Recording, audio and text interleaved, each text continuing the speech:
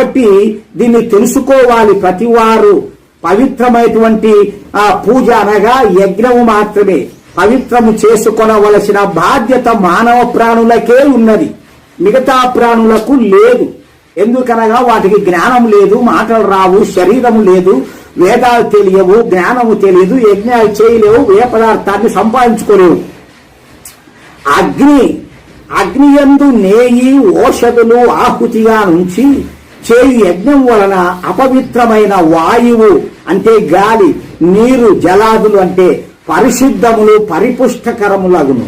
పరిశుద్ధ వాయువు జలాదుల వలన వాటిని ఉపయోగించుకొని ప్రాణులు ఆరోగ్యము పొందును, పరిపుష్టములగును.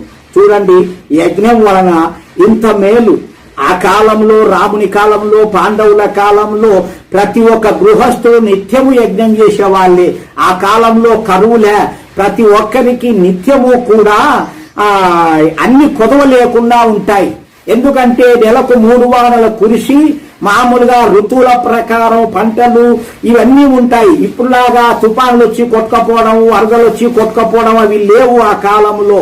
ఇప్పుడు యజ్ఞాలు ఇడిచిపెట్టాము కాబట్టి మనం ఆ దరిద్రాలని అనుభవించుతున్నాం. వీటిని తెలుసుకోవాలి. ఈ యొక్క నెయ్యిని అగ్నియందు ఆహుతి అనొచ్చు పదార్థములు వ్యర్థములగునని పామరులు అనుకుంటారు.